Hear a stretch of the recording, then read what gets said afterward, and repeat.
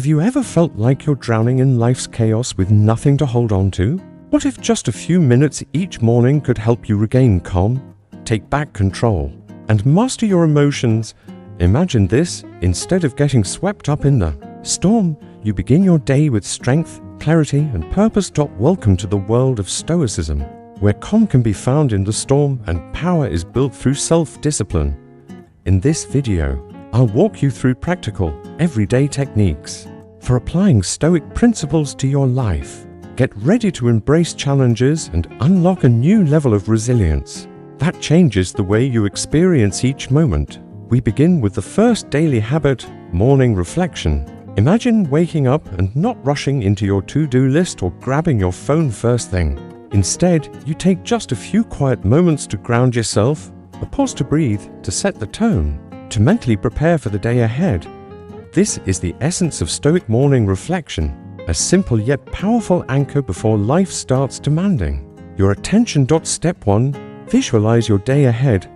When you wake up, close your eyes for a moment and picture the day in front of you. Think of the meetings, the commutes, the tasks, even the people you'll encounter. This isn't about creating stress, it's about mentally preparing. Ask yourself, what challenges might I face today? If you anticipate a difficult conversation, visualize it now. Imagine how you want to respond, not react. Visualizing potential obstacles helps you stay grounded. When you know what's coming, you're far less likely to be thrown off track. Step 2. Set your intentions for how you'll respond. Once you've envisioned the day, it's time to set clear intentions. This is crucial. Stoicism teaches us that we cannot control what happens, but we can always control our response. Ask yourself, how do I want to show up today? Maybe you want to be more patient, calmer, or more kind. Setting these intentions is like sharpening your inner compass. It trains your mind to engage with life intentionally, not impulsively. Step 3. Practice gratitude for the day ahead. Now, let the Stoic mindset fully bloom. Pause to appreciate the day in front of you. Instead of fearing challenges, see them as opportunities to grow. The Stoics called this amor fati, the love of fate. Whatever today brings, good or bad, will teach you something. Say to yourself, I am grateful for today, no matter what it brings. This isn't forced optimism. It's an attitude of acceptance, and it sets you up to face the day with strength and peace. And this is just the beginning. After grounding yourself with morning reflection, the next step is carrying that mindset with you throughout the day. Stoicism isn't a morning ritual, it's a way of showing up to life. Step 4. Carry your reflection with you. The power of Stoic reflection doesn't end when the sun rises. As you move through the day, remember the intentions you set earlier. They're like invisible armor, keeping you calm when life becomes chaotic. Life will still throw challenges your way, and when it does, pause, take a breath, reconnect with that inner calm you built in the morning. Let it anchor you once again. This habit might take only a few minutes each day, but it lays the foundation for a resilient mind. So tomorrow, when you rise, take that pause, visualize the day, set your intentions, and welcome what comes with clarity and gratitude. A steady mind is within reach. All it takes is a few mindful moments to start your day. Now that you've learned how to stay grounded in the present, let's explore another powerful Stoic practice, one that might feel uncomfortable but holds deep transformative power. Negative visualization. Imagine a life where you never take anything for granted. Every moment, every person, every opportunity, you see them all as gifts. That's the heart of negative visualization. A Stoic exercise that flips the typical think positive mindset on its head. Instead of focusing only on what we wish to gain, negative visualization invites us to imagine losing what we already have. Sounds uncomfortable? It is, but that discomfort awakens a profound sense of gratitude and presence. Step 1. Start small and close to home. Pick something small but meaningful in your everyday life. Maybe it's the warmth of your morning coffee, the comfort of your bed, or the presence of a loved one. Now imagine, tomorrow it's gone. How would that feel? Yes, it's unsettling. But that's the point. It sharpens your awareness of life's fleeting beauty, and when it returns to reality, you'll cherish it more deeply. Step 2. Expand to the bigger parts of your life. Once you're comfortable with small things, try something bigger. Imagine losing your health, your job, or the ability to do what you love.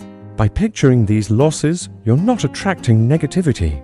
You're reminding yourself how precious life really is. The Stoics believe that visualizing loss strengthens your inner resilience and makes you deeply appreciative of what you still have. You explored how negative visualization helps you value the present more deeply. Now, let's continue with how this powerful practice can reshape your relationships and overall perspective on life. Step 3. Reflect on your relationships. One of the most transformative applications of negative visualization is in relationships. Take a moment to imagine life without someone close to you, a friend, a family member, or your partner. Picture waking up and that person is no longer there. What would your world feel like?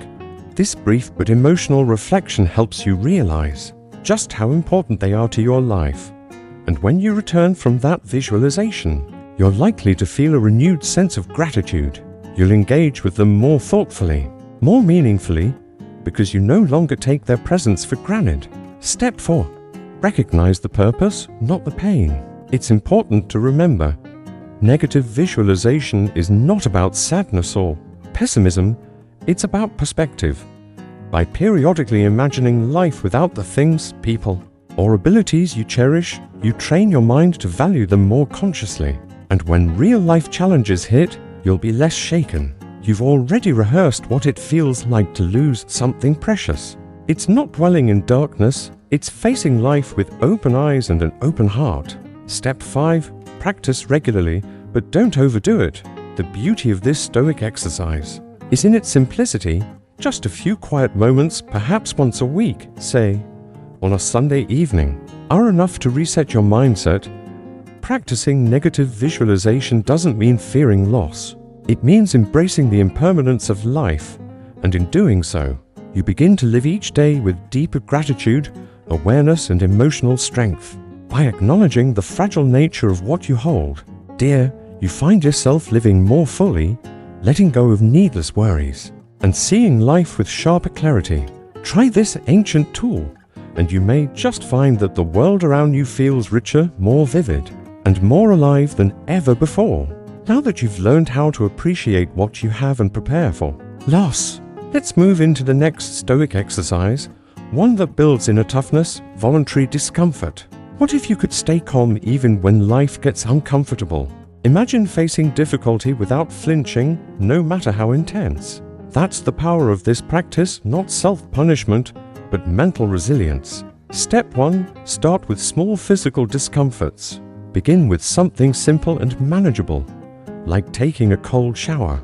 Yes, it sounds harsh, but there's a reason. Cold showers are one of the most practiced forms of voluntary discomfort. They're safe, accessible, and brief. That initial jolt as the cold hits your skin, that's your mind learning how to remain calm in discomfort.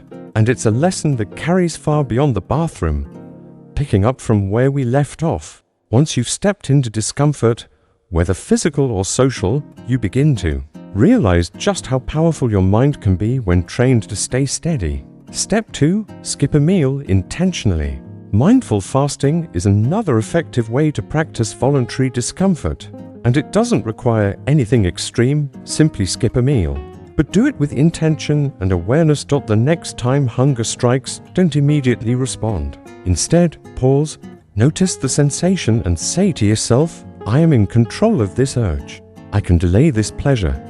This teaches you patience and strengthens self-control. It also helps you appreciate food more deeply. When you do finally sit down to eat, every bite feels richer, more satisfying. Voluntary discomfort is not about punishment.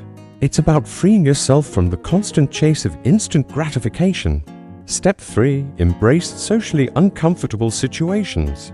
Maybe you avoid public speaking or dread difficult conversations. Whatever your discomfort is, face it just a little at a time. Try initiating a conversation with a stranger.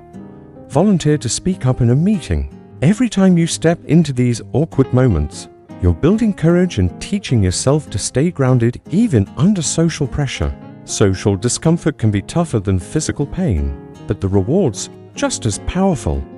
The fear begins to fade, and you develop the grace to handle even tricky interactions with calm and confidence. Step 4. Reflect on the comfort you return to. After each exercise in voluntary discomfort, whether it's a cold shower, fasting, or a tense conversation, take a moment to reflect. Notice how much more you appreciate the warm shower, the nourishing meal, or the peace that follows. That moment of reflection is what makes the Stoic principle of gratitude come alive. By intentionally stepping away from comfort, you learn to value it more. You stop taking life's small pleasures for granted, and that shift in mindset leads to a deeper, more grounded sense of contentment. Voluntary discomfort strengthens both body and mind. You're not just learning to get through challenges, you're embracing them as tools for growth. Practice it regularly, and you'll notice life's unexpected hurdles become a little less intimidating. So go ahead, try something uncomfortable, step into it willingly, and each time you do, you become a little stronger, a little more resilient, one day at a time. You learned how voluntary discomfort builds resilience. Now, let's take another powerful step, learning to let go of what you can't control. Doesn't that sound freeing? No more stressing over what others think. No more getting angry about things outside your power. That's the essence of Stoicism, focusing only on what you can control. When you stop wasting energy on the uncontrollable, you begin to regain your common sense of personal power. Let's explore how to practice this mindset in a clear and practical way. Step 1.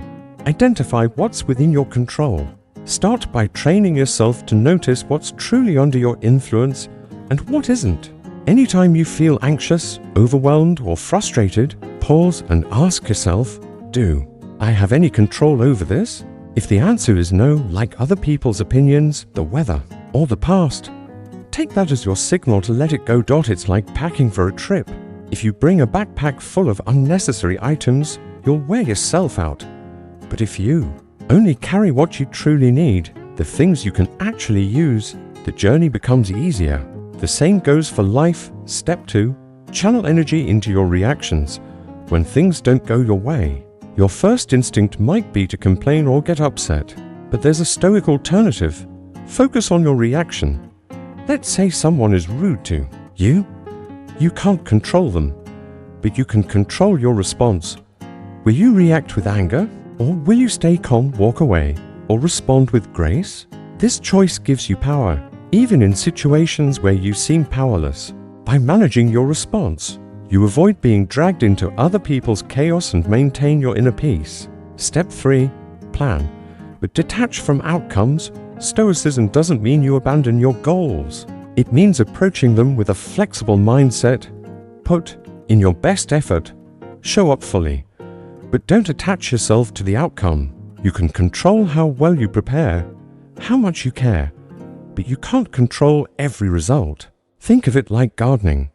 You can water the plants, provide sunlight, and nurture them, but you can't control the rain. This acceptance allows you to feel proud of your efforts regardless of what happens. Step 4. Make letting go a daily habit. This mindset is a skill, and like any skill, it requires practice. Start each day with a reminder. Today, I will focus only on what I can control. Throughout the day, check in with yourself. If you find your mind spinning on things outside your influence, a harsh comment, someone's judgment, a missed opportunity, gently bring yourself back. The more you do this, the stronger your mind becomes. You'll find it easier to release what doesn't serve you and live each day with clarity, calm, and control. You now understand, peace doesn't come from controlling everything. It comes from letting go of what you can't. The next time you catch yourself worrying about something beyond your control, pause, take a deep breath, bring yourself back to the present. This isn't about achieving perfection. It's about gradually building the habit of releasing what doesn't serve you. Over time, you'll notice a shift. The more you let go of the uncontrollable, the more peace and confidence you gain. Focusing on what you can control isn't just a Stoic exercise. It's a form of mental liberation, a way of living that brings more clarity, less stress, and greater emotional strength. By keeping your focus on your thoughts, your actions, and your mindset, and releasing the rest, life becomes something you navigate intentionally, not something that happens to you. So, the next time you face a tough situation, remember this Stoic wisdom. Control what you can, release what you can't, and watch your life begin to shift. Now, let's dive into a deeper and even more transformative Stoic principle, amor fati, the love of fate. Imagine facing every setback, every loss, every unexpected twist in your journey, not with frustration, but with the mindset, I don't just accept this, I love this. That is the heart of amor fati, which literally means love of fate. Rather than merely tolerating the highs and lows of life, amor fati invites us to embrace them, all of them, as essential to our personal growth. It's the art of turning setbacks into stepping stones, the discipline of seeing obstacles as valuable detours rather than dead ends. Step 1. Embrace reality and accept change. Life almost never goes as planned. Instead of resisting or becoming upset when things go sideways, try leaning into the unexpected. Ask yourself, what lesson is this teaching me, or how is this helping me grow? The Stoics believed everything we experience can be a teacher if we're willing to learn. Imagine being stuck in traffic while running late. Amor fati doesn't mean pretending to be happy. It means accepting the moment fully, maybe using the time to reflect, breathe, or learn something new. By embracing what is, instead of what should have been, you free yourself from the frustration that weighs down so many lives. Step 2. Reframe obstacles as hidden opportunities. When plans fall apart, it's natural to feel discouraged, but amor fati urges you to look closer and find the silver lining in adversity. Let's say you didn't land a job you wanted. Instead of seeing it as a failure, ask, could this be redirecting me towards something better? Or what can I improve or learn from this moment? Obstacles often carry powerful lessons. Practicing amor fati trains you to see setbacks as part of a larger picture you may not yet understand. This mindset transforms hardship into insight, and resistance into inner strength, and sometimes your greatest growth will come from your most difficult moments. You discovered that amor fati isn't just about enduring hardships, it's about turning them into fuel to grow stronger. Now, let's dive deeper into a mindset shift that lies at the heart of this Stoic principle. Step 3. Let go of the why me mentality. One of the biggest mental blocks to amor fati is the question, why me? When life throws pain your way, it's tempting to feel singled out, as if the universe is unfairly targeting you. But amor fati asks you to release that question. Instead, reframe it. Why not me? Because pain, loss, and change are universal. Everyone goes through them. It's not about you being unlucky or weak. It's about being human. This realization lifts the weight of victimhood and self-pity off your shoulders. When you stop treating suffering as something unfair that's happening to you, you start facing life with a mindset that's empowered and resilient. You're not just surviving, you're growing. Step 4. Practice daily gratitude for everything. Amor fati isn't just about accepting life's downs, it's about loving everything life brings. The highs and the lows. Each evening, set aside a few minutes to reflect on your day. Think about what went well, but also acknowledge what was difficult. Write it down. Ask yourself, what did I learn from this? By doing this regularly, you train your mind to appreciate the full spectrum of life. The setbacks begin to feel less like punishments and more like purposeful lessons, shaping who you're becoming. Gratitude becomes a habit, and over time, you'll find yourself embracing even the challenges as gifts, tools that sharpen your spirit. Practicing amor fati is like putting on mental armor. It doesn't numb you from pain or deny your struggles. It strengthens your ability to walk through them with grace and courage. When you embrace each twist and turn as a vital part of your personal journey, you gain a deeper peace. One that isn't shaken by circumstances. Face each day with amor fati, and slowly, Life becomes something you genuinely love, exactly as it is. After learning to embrace life fully through amafoti, now comes the next Stoic pillar, self-discipline and moderation. Not to restrict your joy, but to regain control over your life in a world that constantly tempts you to go too far. Step 1. Set clear intentions and know your why. Imagine you're trying to cut back on your screen time. Simply saying, "I'll scroll less" won't stick. But when you define your reason, "I want to be more present with my family and stay focused on my goals," you create a strong internal compass with a clear purpose. It becomes much easier to resist distractions. You're not just saying no, you're saying yes to something that matters more. Step 2. Practice small acts of restraint daily. Discipline is like a muscle. It grows stronger with small, consistent effort. Start with simple, manageable challenges. Skip dessert one night, choose water over soda, or wait an hour before checking your phone in the morning. These small decisions build mental strength, helping you push back against impulsive urges. The Stoics believed in moderation, enjoying life without becoming a slave to desire. Each time you resist a craving, you reinforce your ability to act with intention. Step 3. Embrace discomfort as a path to growth.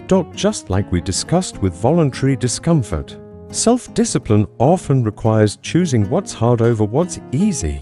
Whether it's waking early, sticking to a routine, or limiting spending, growth lives on the other side of resistance. Instead of seeing discomfort as something to avoid, see it as a sharpening stone. Each uncomfortable moment strengthens your ability to stay focused and resilient. Step 4. Reflect and reward progress, not perfection. At the end of the day, pause to reflect. Where did you show discipline today? Did you skip that impulse buy? Stick to your workout? Celebrate those wins, no matter how small. Practicing self-discipline isn't about being perfect. It's about consistently choosing actions that support your bigger vision, even when it's hard. And once you've learned to master your behavior and impulses, the next step is mastering your time and priorities by embracing a truth most people avoid: you're going to die. That may sound morbid at first, but this is the doorway to living a fuller life. This is memento mori, remember death. After cultivating discipline and moderation, it's time to confront a truth we often avoid: life is temporary. But this realization doesn't have to be frightening. It can be incredibly freeing. This is the essence of memento mori, remember that you will die. Step 1. Reflect daily on the fleeting nature of life. Each morning, take a few quiet minutes to remind yourself, today is a gift, not a guarantee. This isn't meant to be gloomy. It's a gentle awakening, a reminder that today might be your only chance. That thought sharpens your focus and brings deep appreciation for the day ahead. Ask yourself, if this were my last day, what would I do differently? Who would I want to spend time with? What would I stop postponing? This reflection isn't about fear, it's about clarity, helping you focus on what truly matters and letting go of distractions that pull you away from it. Step 2. Let memento mori guide your choices whenever you're faced with a decision. Big or small, ask, if my time were limited, would this be worth it? This simple filter helps you release petty concerns, drop grudges, and silence fears of judgment. You realize that time is too precious to waste on things that don't align with your peace or purpose. Seeing your choices through the lens of mortality allows you to reclaim your time and energy, directing them toward what truly fulfills you. Imagine how lighter, clearer, and more intentional life could feel if every decision honored the brevity of life. Step 3. Reflect on the legacy you're creating.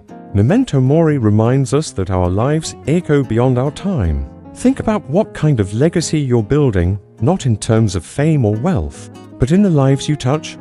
Are you kind? Are you honest? Are you truly present with the people around you? When you consider your legacy regularly, you naturally deepen your connections and seek more meaning in your actions. Trivial concerns fade. A desire to live with heart and integrity takes their place. Step 4. Cultivate gratitude for the present moment. Remembering death reminds you that each ordinary moment is extraordinary. Gratitude flows more easily when you see life as something fragile and fleeting. Enjoy your meals. Cherish your conversations. Appreciate your health and your breath. These things aren't promised tomorrow, so hold them close today. Memento. Mori isn't about fearing death. It's about making life more meaningful by recognizing its impermanence. When you truly embrace memento mori, you stop waiting for Sunday to start living authentically.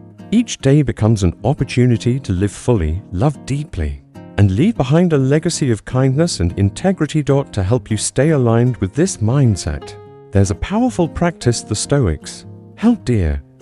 Journaling. Picture this. You're staring at a blank journal page, unsure where to begin. What should I even write? Sound familiar? You're not alone. Many people struggle with journaling, especially Stoic journaling, which isn't about simply recounting your day, but about using reflection as a tool for clarity, resilience, and growth. So how do you make journaling something enjoyable? Not just another task on your to-do list? Let's break it down into simple steps that transform it into a meaningful daily ritual. Step 1. Begin your day with 3 questions. Each morning, ask yourself: 1. What am I grateful for? 2. What challenges might I face today? 3. How will I handle those challenges? Gratitude shifts your mindset from what's lacking to what's present. Anticipating potential difficulties prepares you mentally, and deciding how you'll respond sets intentions for the day, helping you move with calm and clarity. Step 2. Reflect on your emotions during the day. This step is often skipped, but it's crucial. When you feel upset, annoyed, or frustrated, pause and write down: what am I feeling? Why is this within my control? Stoicism doesn't ask you to suppress your emotions. It teaches you to observe them without letting them control you. Awareness is the first step to mastery. Step 3. End your day with 3 powerful reflections. At night, open your journal and answer: 1. What did I do well today? 2. What could I have done better? 3. What did I learn? Celebrate small wins, like staying calm in traffic or showing patience in a tough moment. Then, identify areas for improvement, not to criticize but to grow. Finally, write down a lesson, no matter how small. Every day teaches something. Step 4. Revisit and evolve. One of the most rewarding aspects of Stoic journaling is reading old entries. You'll notice patterns, recurring triggers, repeated reactions, and most importantly, signs of growth. You'll see where you've improved, where you've stumbled, and how far you've come. Your journal becomes a mirror of your inner evolution, honest, quiet, and incredibly powerful. As you continue to journal and revisit your past entries, you'll start noticing something powerful, your own transformation, right there on the page. Maybe you'll see how you now respond better to old triggers, or how what once rattled you no longer does. Rereading your journal is like having a personal map of your own evolution, proof of your progress, your resilience, and your growth. Remember, Stoic journaling isn't about following a perfect structure. It's about building a consistent habit that helps you navigate life with more clarity and calm. Each entry, no matter how small, strengthens your inner foundation. Slowly, you become wiser, steadier, and more in control of your reactions. So go ahead, grab your journal. Don't overthink it, just begin.